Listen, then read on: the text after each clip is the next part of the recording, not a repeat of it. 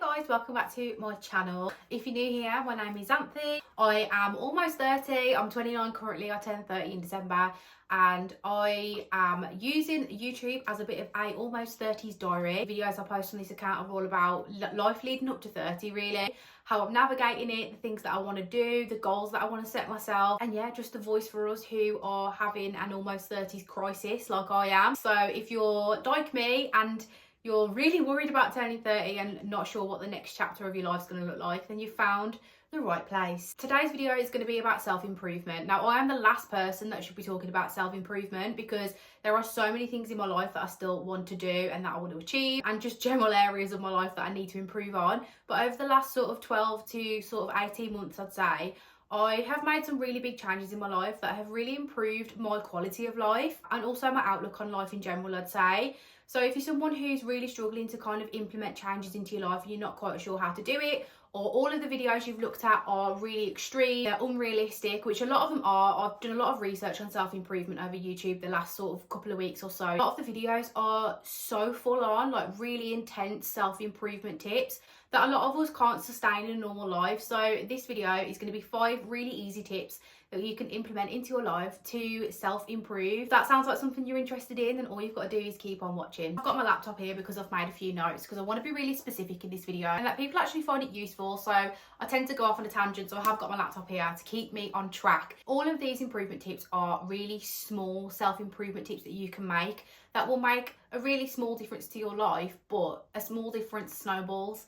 And when you get yourself into a really good habit of doing these things, you can then think about adding more things to them. The first self-improvement tip that I have implemented into my life over the last 18 months is habit stacking. Habit stacking is pairing something you hate with something you love. Very good at housework. I don't particularly enjoy cleaning. I don't particularly enjoy tidying up. It's a real chore for me, and to motivate myself to clean up sometimes is really difficult. So to get past that, I habit stack. I put my favourite playlists on full blast in the kitchen when I finish cooking, and I clean and listen to my favourite music at the same time. I absolutely love listening to music. So for me, anything that's a chore for me or anything that I need to do that I don't want to do or that I've been putting off, I just put some music on in the background, I turn it up really, really loud, and I get it done. It really helps to increase my productivity when I'm doing things that I don't want to do. I can clean my kitchen in like 10 minutes now because I have an exact playlist that I put on when I'm cleaning. You can apply this to any kind of aspect of your life. If you are trying to get yourself out and exercise, but you don't particularly like walking, or you don't really like exercising, or you find it hard, every time you go on a walk somewhere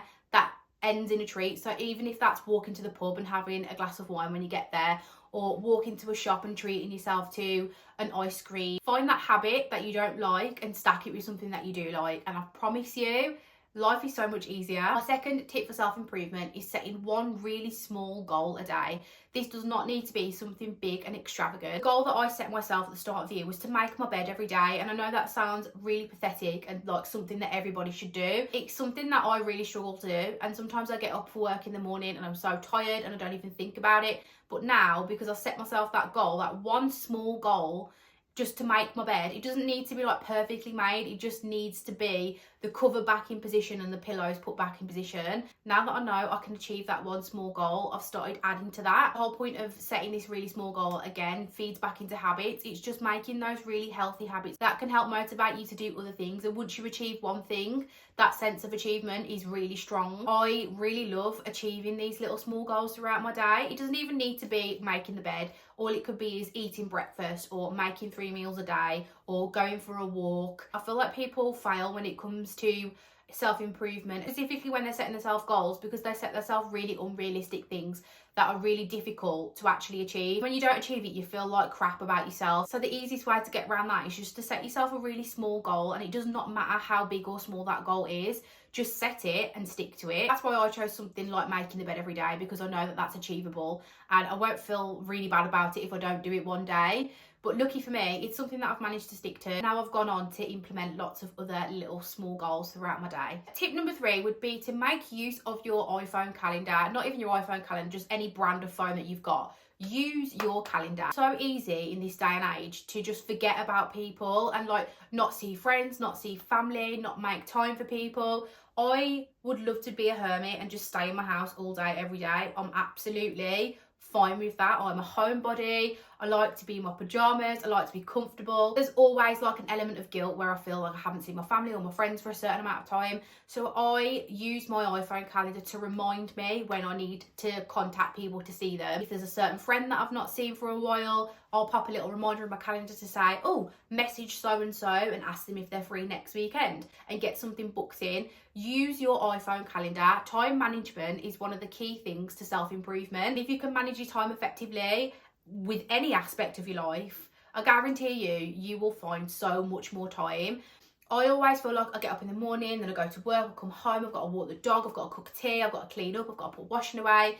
And it feels like there is so much to fit into one day. But when you actually use your calendar efficiently and block out time to do certain things, you actually realise that you've got a lot more time than you first thought. Planning ahead makes such a difference. I absolutely love spending time with my friends, but sometimes 2 months can go by and I've not seen them and they're really busy as well and we've both forgotten to message each other. So putting reminders in my calendar really helps and I feel much better for seeing my friends and seeing my family. So if you're struggling to fit people in or you realise it's been 2 months and you've not seen somebody, put a reminder in your iPhone calendar and make time for people, because it's really easy to just stay at home and disengage yourself from everything in life.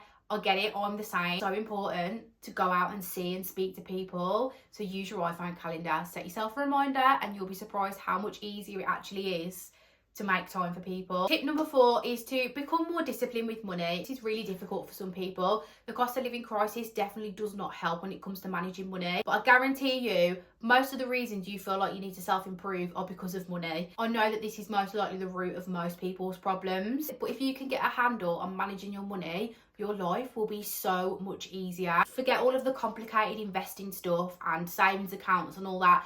Just build an emergency fund, whether that's in cash, whether that's in the bank, whether that's in an ISA. Just build an emergency fund. It doesn't need to be a huge amount, but if something went wrong in your life and you've got no money to sort that out, then what are you going to do? Then you end up in this really crap cycle of self-loathing and feeling like you've got no money and feeling like you can't get out of a hole that you're in. Create an emergency fund. Do it as soon as you can. It doesn't need to be a lot, £200, £300, 400. Even if the thing that happens where you need the money is like double that amount, at least you've already got 50% of it. I sleep easier knowing that I've got a pot of money that I can dip into if I need to at any point in my life. If my boiler breaks in the winter, if my car breaks down, I've got the money to fix it. Or if something really bad happened to my dog, they're things that you think will never happen to you, but they always do. If you don't have funds to put away, try selling stuff, sell stuff on Vinted and put that money aside. And the best advice I can give you when it comes to building an emergency fund is put it somewhere where you can't access it. If you're one of those people who will just dip into your savings, put it somewhere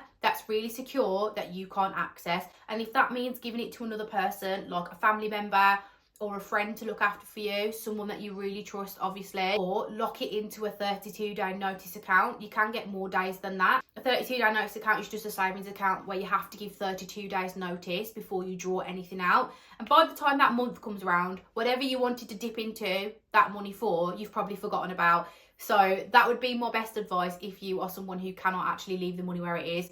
Open an account that's not easy access, or give the money to someone else who will say, no, you're not having the money for that because it's an emergency fund and this isn't an emergency. And then my 5th and final tip, which is probably the biggest one for me, start saying no to people. Sure, we're all guilty of this. I put myself to the bottom of the list when it comes to everything. I always put people before myself, and I find myself running ragged doing things for people, dropping people off, lending people my things, cutting my time short to increase someone else's time, if that makes sense. So detrimental to your quality of life doing things like that for other people. You'll literally not get any fulfillment out of your life if you're constantly running around doing things for other people. It's absolutely okay to say no. So when people ask you to do things for them, if you ask anybody that knows me, they will tell you I always do things for people when I shouldn't do things for people. I should say no. And the more you say yes to people, the more they expect of you. Really scary notion sometimes, thinking, well, if I start saying no, people are going to fall out with me. But if those people are going to fall out with you because you have said no to doing something that's going to eat into your time, they're not the kind of people that you should have in your life. Let the trash take itself out. That is my favourite saying. If people don't want to be in your life because you're not giving them something or doing something for them, not real friends or real family. You definitely don't need people like that in your life. Putting yourself first is really important. The happiest people in life are people who are selfish, and it's absolutely okay to be a good person and be really helpful and be really reliable. There's a line, and you have to make sure you put that boundary in place with people, because if you're someone's go-to person to help them with every aspect of their life, they're never going to stop doing that. So it's really important that you put a boundary in place. I had to do this last year, and it was the hardest thing ever. I fell out with so many people because I finally turned around and said no. And yeah, it was really hard at first, but now my relationship with those people is so much better. I'm not running around doing things for them all the time, and when I see them, it's really lovely, and we actually appreciate the time we have together. You might think it's really difficult to say no, but once you've said it, oh my God, the weight that it lifts off your shoulders, like no other feeling. So take the plunge, say no, and set your boundaries. So those are all the self-improvement tips that I've implemented in my life over the last 18 months. As I said, they're very small things and really small kind of improvements. I truly believe the only way you can actually become the best version of yourself is by making really small changes. Setting unrealistic goals is just going to set you up for failure. Lots of really small goals lead to really big goals. It's like the pennies make pounds, if that makes sense. It's the same sort of notion.